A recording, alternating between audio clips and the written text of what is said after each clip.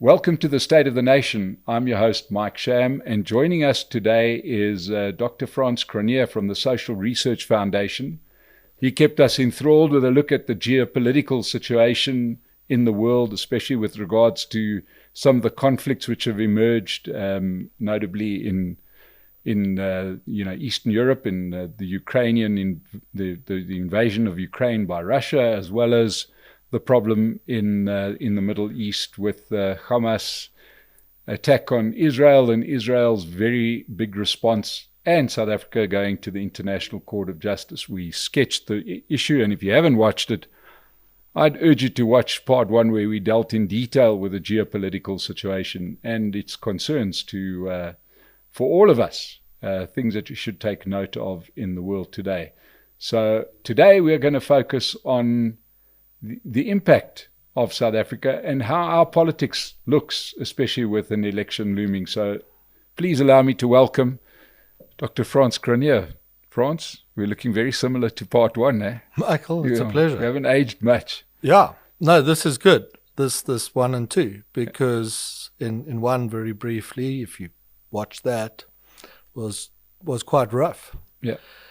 We spoke about what are regarded as very grave threats to the liberal democratic order around the world. A lot about Iran, a lot about China. I at least said, I think depending on how November goes, Taiwan's up for grabs. The Zelensky will be betrayed by the West, and I wasn't confident at all that Israel could survive necessarily. All at the hand of dangerous autocratic administrations, opponents, who Western thinkers thought 30 or 40 years ago that they'd won the Cold War, that it was over. I don't think it is at all. So the outlook, and we made a special reference to these crazy young, kind of like American college kids, the cliches that sort of chant on their campuses death to America and believe that they're the most hard-pressed people living in some of the most uncomfortable circumstances and most hostile societies in the history of mankind, which are completely mad. But it's very dangerous, the implications. So the world is, the liberal democratic order is under pressure. In South Africa, I think we're in a much better position. I'm going to try and tell you why. Please. There's a lot here that's going right. Okay. Number one, we became a democracy 30 years ago so that if we reached a point where the country wasn't well governed and its government ignored the consequences, people could change the government. That is all that's happening in South African politics at the moment. Nothing has gone wrong. The system hasn't failed. The constitutional order isn't collapsing. If anything, it's coming into its own. There was a time in 2004, the country had an election. The ANC got almost 70% of the vote, partly because it was governing pretty well at that juncture. And for the subsequent 20 years to today, it's governed pretty badly. Living standards have stagnated. People are frustrated. The policies of the government haven't shifted. And now we're polling ANC support. I run a small group called the Social Research Foundation, does a lot of polling work. We averaged them last year, ANC just short of 50%. They're losing. The system's working, and they're losing very fast. In urban South Africa, support for the ANC is down to about 30%. Amongst educated and more educated people, let's say matric and better, and people with jobs, let alone people who own an asset, support for the ANC has collapsed to a point that I don't think it can ever recover again. So my first point is our political system works. The liberal democratic order in South Africa is coming into its own. And of course there are dangers. I'm the least complacent person if you listen to the last one. But it's working pretty well here. The signs are very positive if you see it that way. Second point on South Africa, its people don't suffer in the main from the same crazed, Mr. Musk apparently calls wokeness, which is sort of return to identity politics in the West, a mental disorder. South Africans, on the whole, outside of their elites, do not suffer from the woke mental disorder. The woke mental disorder, if you need a a quick explanation of that is we also said on the previous show that what made Western liberal democracy so great and so unique, utterly unique, is that they valued the sovereign worth of an individual above all else. That makes them completely unique to every other political ideology that regards groups as being in conflict. Now, what wokeness does, imported from, in large part from America, is it breaks with that and it says, no, the world is divided into groups. There's a group of the oppressed and there's a group of the victims, and the purpose of politics must be to turn the tables on each other. And in our case, in the South African case, the groups are said to be black and white. So all black people are victims, all white people are perpetrators. They're racked in this conflict to the death, and that determines the direction of the society. In the Middle East, it's Palestinians and Israelis, complete victims, blameless, and monstrous perpetrators. As much nonsense. In South Africa's case, however, even though this might be the impression you form from reading our newspapers, most of them, or listening to social media, that is not the case for opinion of ordinary people at all. I looked at the numbers again this morning before I came to see you. A comfortable 7, approaching 8 out of 10 South Africans are completely pragmatic and centrist in what they want for themselves. And that common ground, so let's take some hot South African issues. Should appointments to the civil service be made, I'm saying real, not theoretical. Should an appointment to the civil service be made on race or merit? Huge majority of South Africans, particularly poor people, say on merit alone, nothing else. Completely at odds with the ideological obsession of their government and academia. Historical question, one that I remember from years back, we haven't done it recently, is should national sports teams, but very relevant now given the horrible way in which the cricket board has treated our under-19 captain, Mr. Tiga, is should teams be selected to represent sort of racial quotas? And comfortable mass majority of South Africans say absolutely not. We only want to see the best people on the field. On energy policy, despite this enormous lobby to turn off the country's coal infrastructure, which would rack us deeper into darkness and economic underdevelopment and misery and suffering for poor people, significant majorities of South Africans say that they would support coal and nuclear developments if these were the most effective means to deliver power.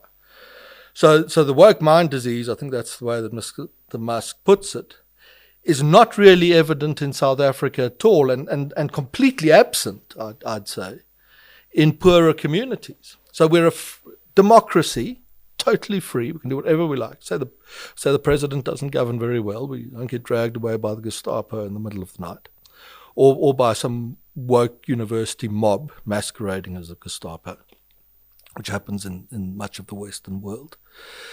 And our people are incredibly centrist and sensible and moderate in what they want. And if you just add those two things together, and you get away from the sort of often deeply pessimistic and negative assessments of South Africa, we're a failed state, the load shedding's at stage 24, the light will never come on again. Everything's collapsed. Johannesburg's completely unlivable, worse than Gaza. You couldn't set foot in the place for the potholes. If you get away from that and you start thinking and think properly and strategically, we've got two amazing assets.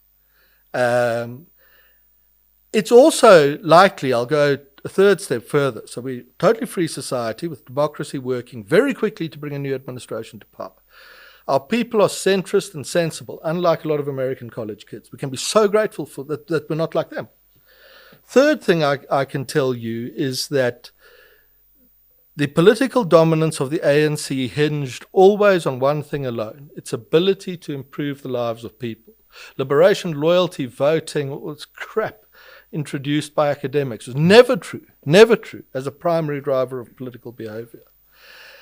And given its current policies, there is very little prospect that the ANC in power could meet the material demands of its own supporters, which means that it is currently, on the balance of probabilities, very firmly set to surrender its national majorities.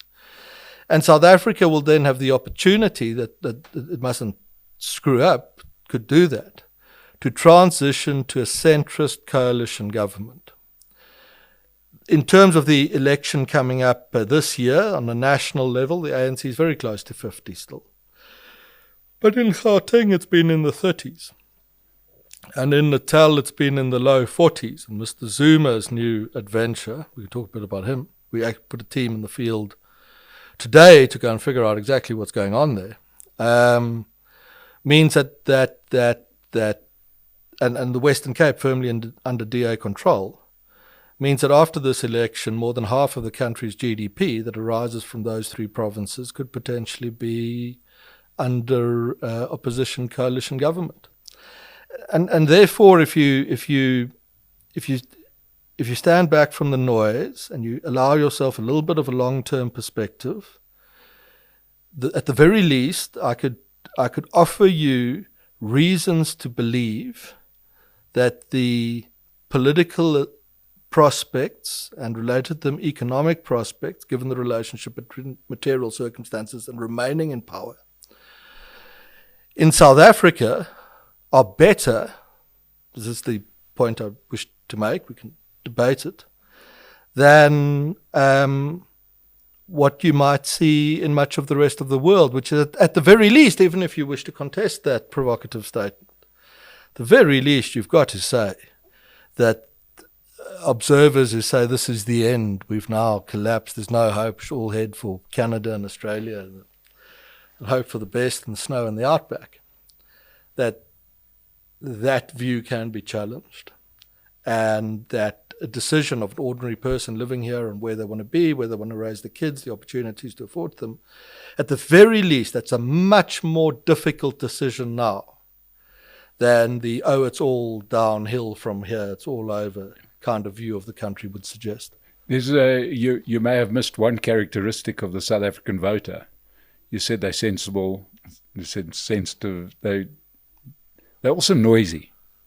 And it's going to be very difficult for somebody to come in here and try and quiet our voters down, right? Yeah. You know, this isn't one of these countries that seems to be cowed into, you know, Zimbabwe being a good example, Angola, Mozambique, where they seem to have a population that's far more prepared to toe the line. You know, we're very unique. We have living memory experience, most of our citizens, of what it's like not to be free. It's not a theoretical thing. It's not a, you know, you can watch interviews with sort of North Koreans who say, until I fled to the West, I had no idea that there was an alternative. Black South Africans know what it's like to exist under a socialist, autocratic, identity-driven regime that oppresses your right to be what you want to be. And another colleague of mine recently put it well with regards to something else, that the South African immune system, when it identifies autocratic populist promises and what comes from these, is much more sensitive and perhaps advanced and well developed and in good condition than what, again, to make the same example, because it is so very good, you see on a lot of American university campuses. And this chap, in fact, a colleague of mine based in Europe, said that he's alarmed to see on a number of issues that the Western liberal order, North America, Western Europe's immune response to autocratic populist ideas seems not to work anymore. These ideas are entertained. So I think we quite like being free. Yeah. And there's a hard world example. I mean, I can quote a lot of polls at you which show that that's true, but let's take a hard world example. There's the radical left South African political party called the EFF, absolutely brilliant marketing. You can't not know that they exist. Half of young black South Africans don't have a job. Just think, no job. You're not going to get a job either. There's nothing you can do, or very little you can do, through your own hard work and best efforts to improve your life, look after your family, care for your kids. It's devastating. In that country, with that level of economic exclusion and the trauma that it causes, and this brilliant marketing of this populist left-wing autocratic option, support for that party struggles to break north of 10% sustainably in a fundamentally free and open society. So I'd emphasize your point that the South African immune system response to dangerous autocratic populism is I'd argue, is much healthier than what we see in a lot of Western Europe and North America today. And that's a further reason. That's probably the fourth or fifth. Let's go to a fifth. The distinguish between the failure of the ANC and the failure of the country. The ANC is failing. It's losing support. It's lost. It's running out of money. It's run out of intellect. It's run out of moral credibility. So it's bankrupt and being bankrupted on several fronts. But in the absence of, as that happens, the country is not failing overall. People, communities are coming together to do more and more for themselves. They're now well-heeled neighborhoods in Johannesburg, where we happen to sit today, that have taken up the responsibility for cleaning their own streets, where I happen to have a home here. You could drive around today and you'll see driven by an amazing security company, what are called the environmental units, to clean up the streets. We're not sitting and waiting for some miracle to emerge from Pretoria. And you see that spread incredibly widely in healthcare. And it's not an elite healthcare system that only cares for the rich. There's enormous out-of-pocket expenditure by poor people that get into the private healthcare system to get access to a higher standard of care than is available from the socialist sort of state system. In terms of private security, when South Africa became a democracy, there were an equivalent number of private security officers to police officers. Today, the number of police officers exceeds the number of private security officers exceeds the number of police officers by, I think, a factor of 3. And the definition of a state is a monopoly on the use of violence. And the South African government has surrendered that to the private sector. And as a consequence, the extent of murder and mayhem that would be ongoing in our streets is much less. The Johannesburg fire service is apparently on the verge of near extinction. And what happens? The private fire engines start to appear and step into the gap. The Discovery Group, which does a number of things, including healthcare, has been fixing potholes in the streets of the city. Now, these are small examples. You might say, you fix a pothole.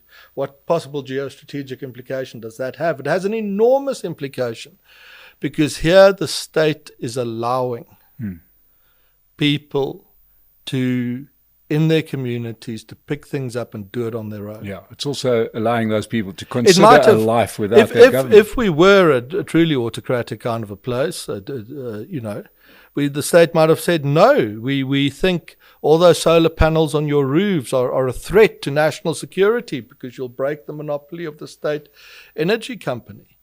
And yet a vast quantum of energy. South Africa, if you're watching from somewhere else, ran out of electricity a few years ago, and for hours a day had none. So the lights were off.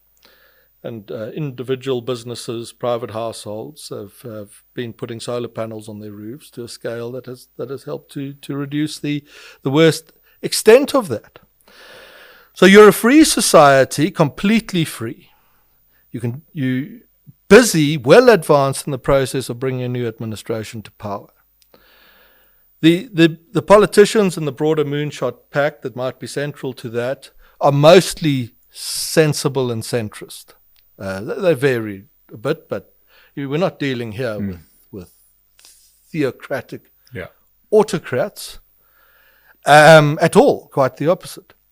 We have a populace that a vast majority of is totally centrist and sensible in the ideas that they invest in. And in the choppy period between the current administration and what is yet to come, communities are free to get on as far as they can, and they do it to a great extent, with improving the circumstances in their communities for themselves. Now, if you stack these cards up and ask, where's this society going? Where could it potentially go? You must at the very least be open to the idea that this is a pretty fortunate hand we've got. Play it correctly over the next 10, 20, 30 years. We might remain free and become increasingly economically prosperous. It's almost easier sometimes to make that argument on the long-term trajectory of South African society. And I'm trying to stretch the thinking here a bit.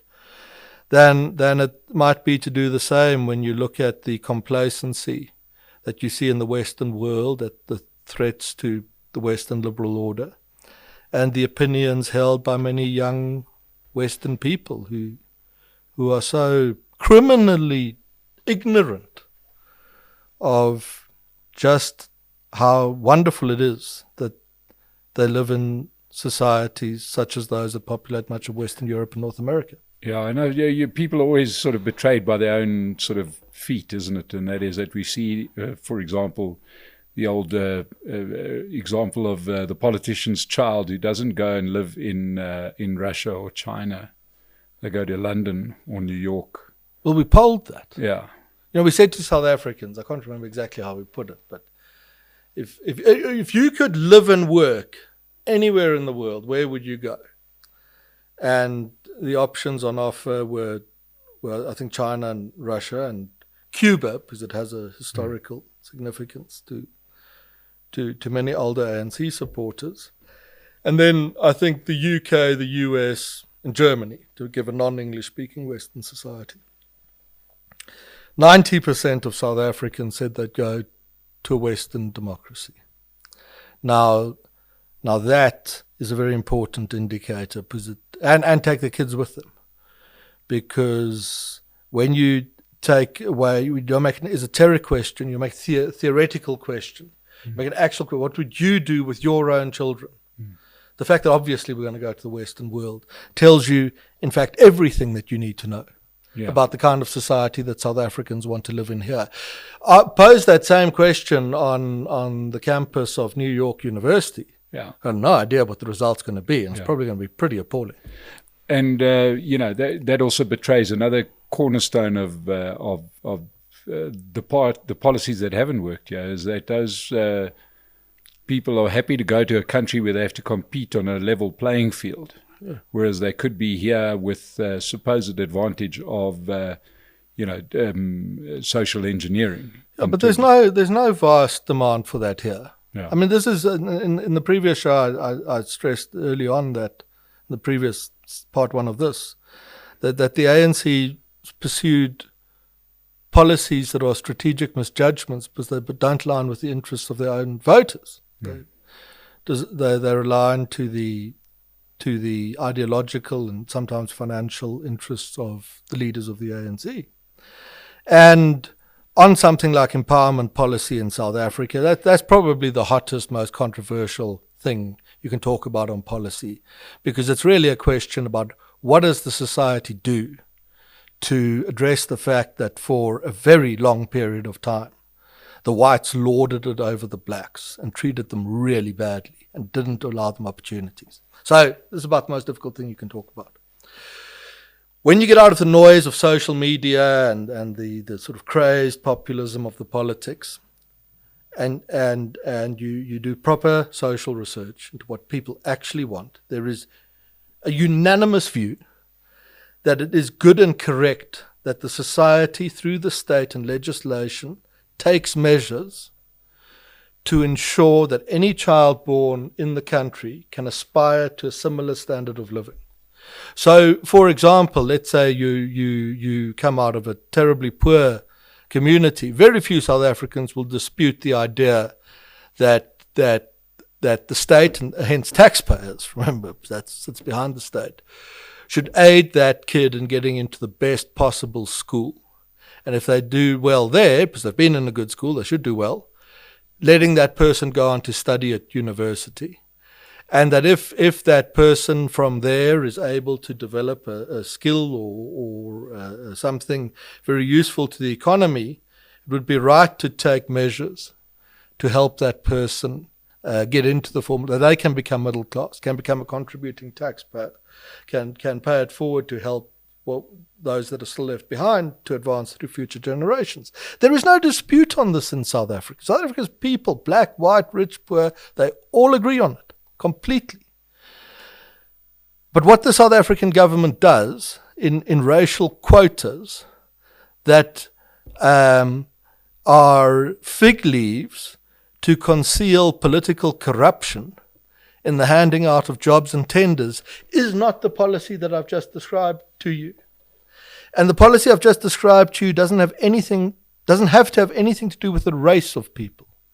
A simple means test. Are you poor? A great question would be, did your grandparents, were they able to own property? If the answer was yes, you do need, from a policy perspective, to sometimes be a bit crude.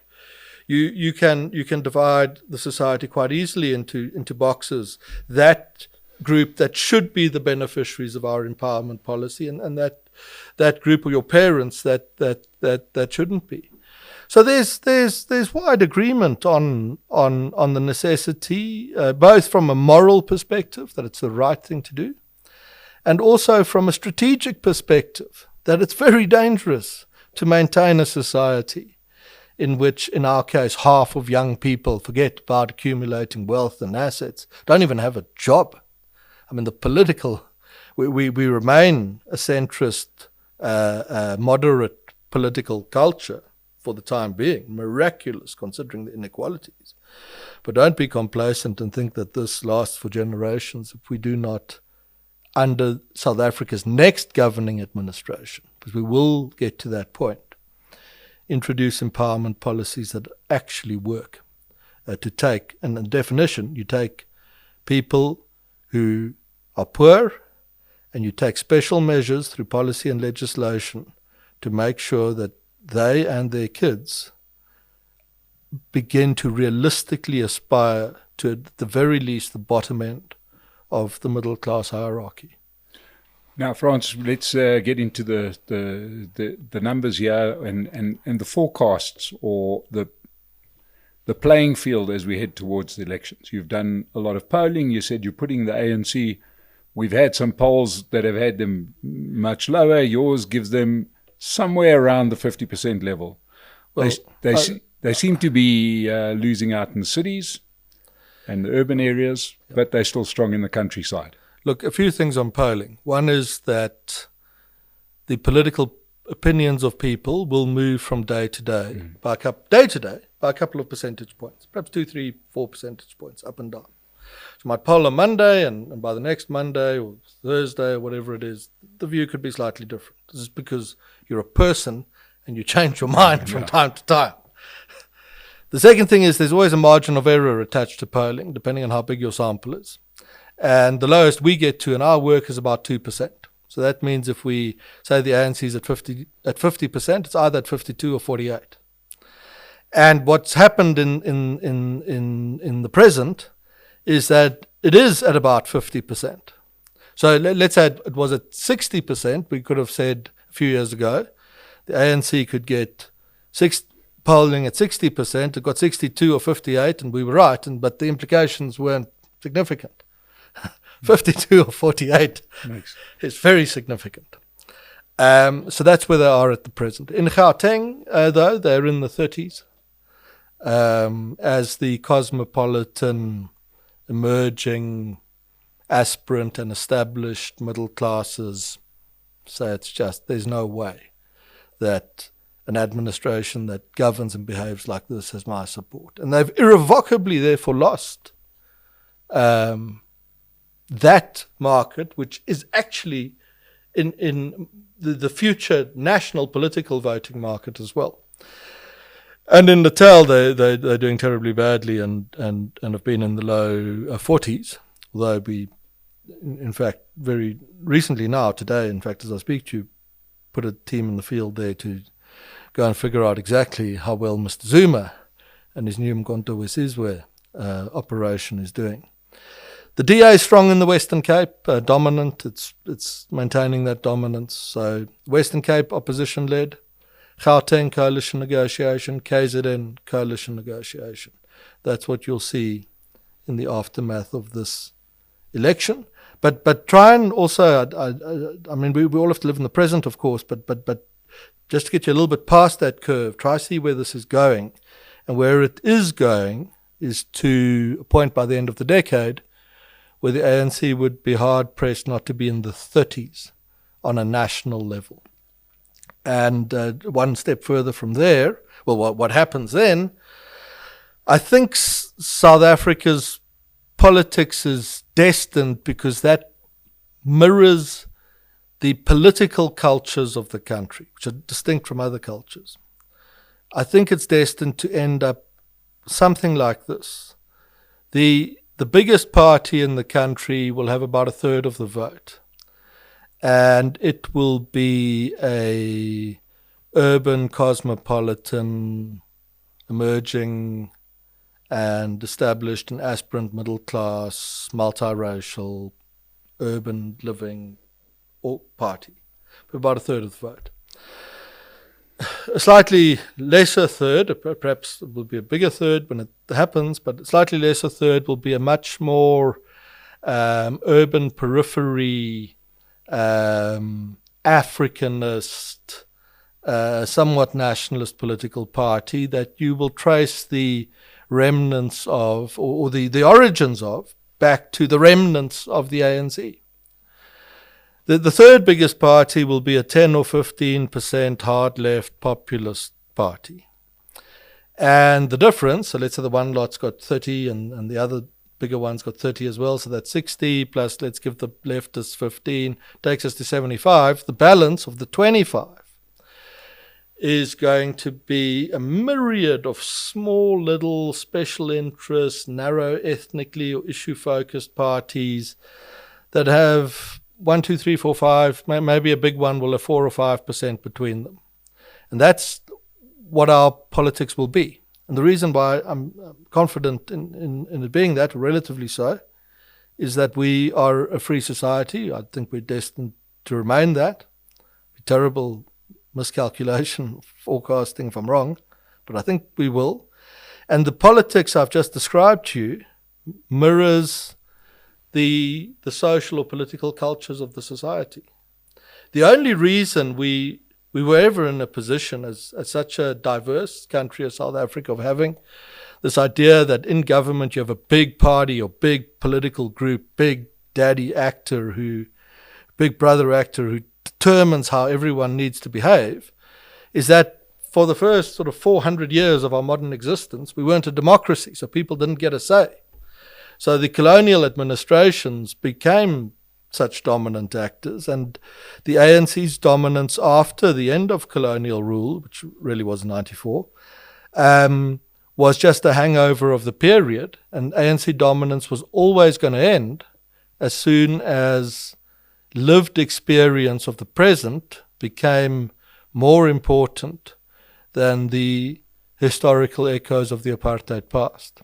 So we're on the way to being that kind of country.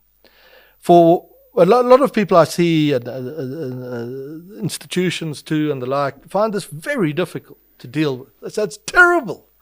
There'll be chaos. Yeah. The politicians will argue with each other. And they're sort of almost a yearning. Can't we go back to the days when someone was in charge of things? We're not going to go back to those days if we remain free. We can be very grateful for that too. The price you pay for the system I described to you is that, yeah, some things will be chaotic. But our fighting will be the politicians arguing with each other in the city council about who can get a seat on the board of the whatever it is. That, you must be so grateful. This is where this lack of relative understanding of the world and South African thinking comes in. Be so grateful that is our problem. And it's for us a serious problem. It's not the streets of Gaza, where thousands of people suffer horrendously in a devastating conflict. And I'm just struck these days always by how few people just have that sense that so we'll become that kind of country, and these different political actors will gravitate towards each other in different coalition formations, and where those formations fail to meet material circumstances, they will break up and be rejected by voters. And in time, what should happen, could be some time, is a coalition structure will begin to crystallize that meets the expectations of a critical enough mass of voters to remain in power through a series of elections. And that means a free society in which the material circumstances of people are being met. And that is a perfectly plausible outcome for the country now.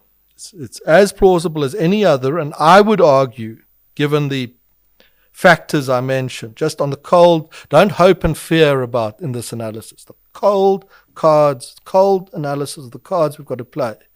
On the balance of probabilities, that result is probably now the number one option, what's most likely to happen here, and not the predictions of continuing chaos, let alone those of complete mayhem and collapse. Let's talk coalitions just for a second, Frans, because I get asked the question, as you do, probably more than I do, about these coalitions don't work. Obviously, it suits the ANC's narrative to say coalitions don't work because the implication is vote for us.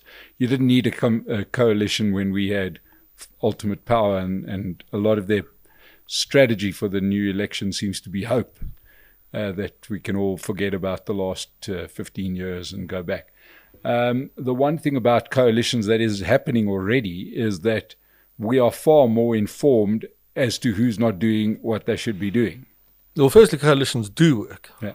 Because we have about, I can't remember the exact number. It's about 40-something, yeah. It's 20, 30, 40 councils or whatever they are, bits of government, areas of the country, a small town, perhaps a region, governed by coalitions, and they work pretty well. Where those coalitions are able to put together a relatively comfortable majority. The standout failure of coalitions is the occasional chaos that you see in Johannesburg, but the reason for that in the main is that the broader opposition does not have a strong and comfortable majority in that city. So also if you're just a neutral Democrat, the ANC and its allies still have a pretty solid majority in the city. So should it really, if the will of the people is the guiding principle, just remember that of Johannesburg. So I think the coalitions actually in the main do work. What coalition should we aspire to? All options should be considered. Firstly, you shouldn't lock yourself into one or the other because we now have choices. We have options. Consider them all. If you said to me, well, that's terrible, just answer the damn question. I'd say to you, the ANC and the DA, put them together in national government. It's the best option. And you might say to me, well, why is that? I'll give you a few reasons. Just stretch the thinking a bit. One is they do not compete for the same voters. This is very important because there's a view, sort of naive view, coalition partners should all have a lot in common with each other.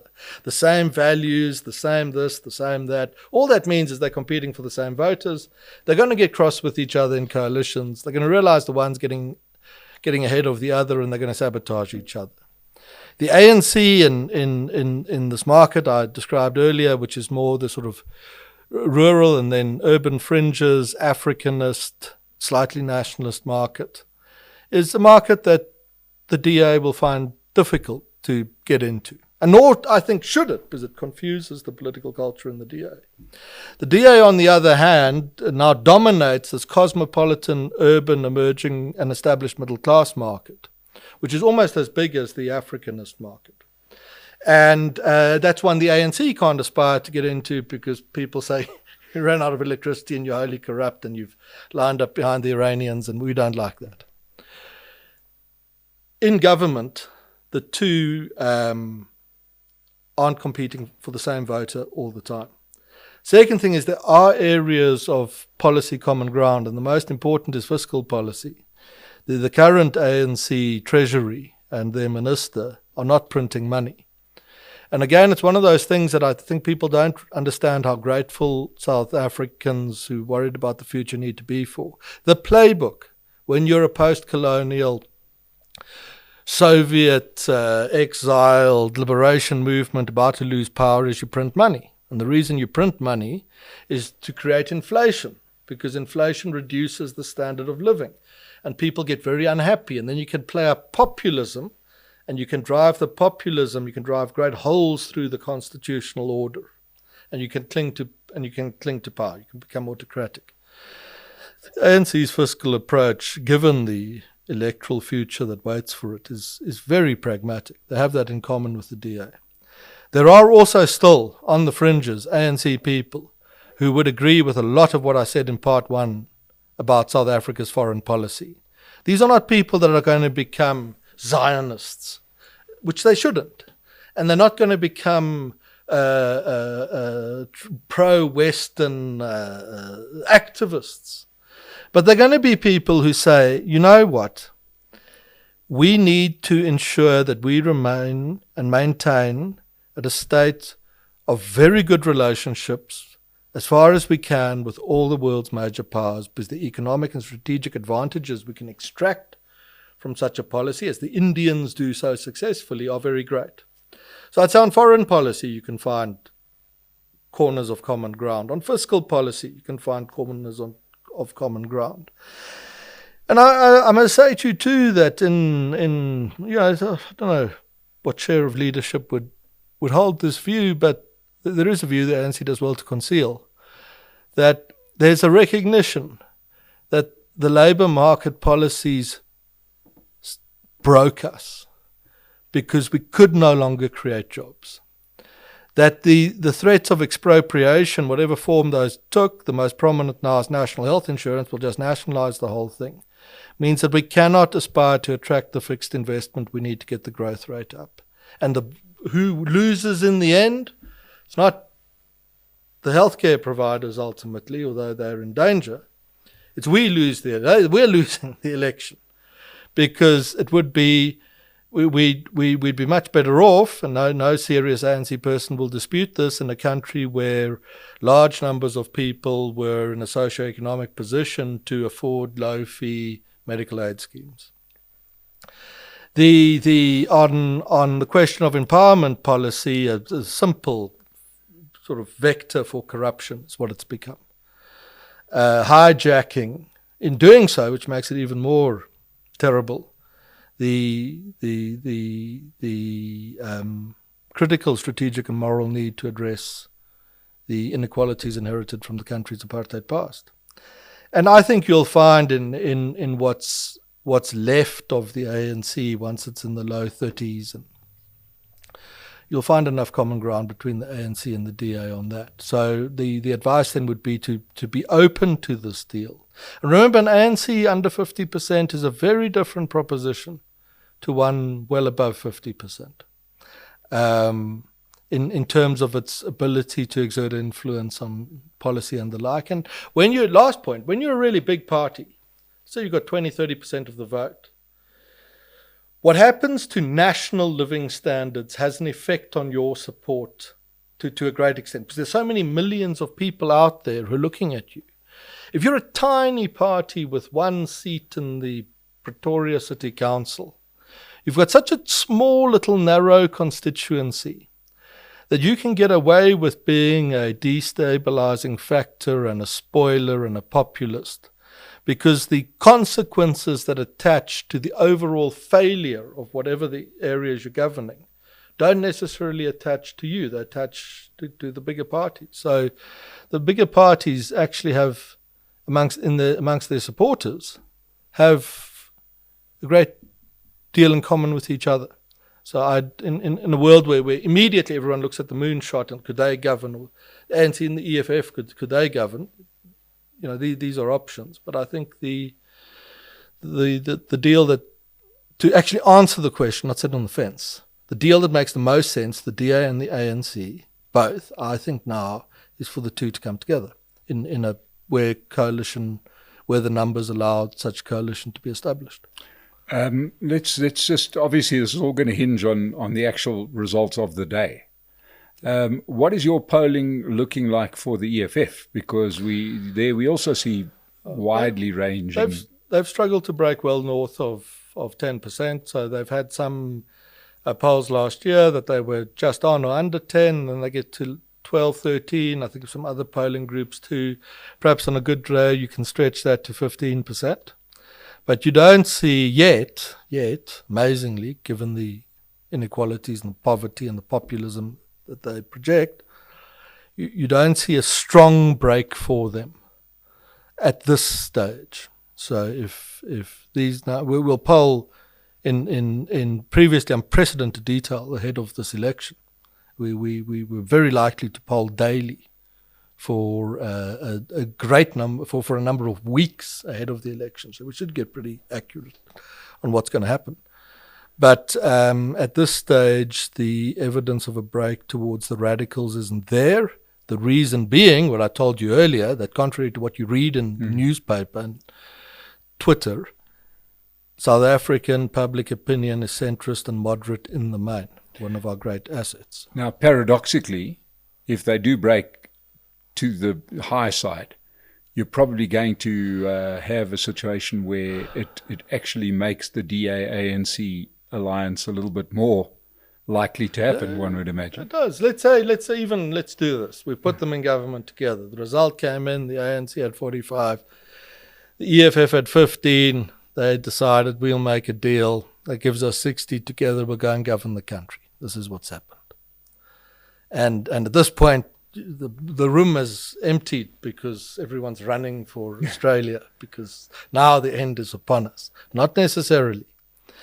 The first thing that deal is going to do is a massive shock for sentiment. Currency is going to run, bonds are going to run, fixed capital investment shrinks, capital outflows accelerate, especially if the government tries to stop those, then they'll really start moving.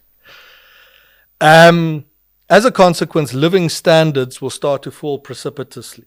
But what is the historical relationship between living standards and support for the ANC? It's to drive voters into the arms of the centrist opposition. So we accelerate that process, potentially. To prevent that process from bringing the ANC-EFF collective to below 50% in the next election, they need to achieve a number of strategic objectives. The first is they must print money to create mass populism. They'll run into initial resistance in the deep sort of bunkers and corridors of the Treasury, which possessed of a culture of fiscal prudence. There is also an army of civil society, non-government business groups that could resort to all manner of strategies, including as a last resort the courts, public opinion being the first strategy, to slow down any efforts at abandoning fiscal common sense. To stop that, you'd need to stop those efforts so that you can get to print money.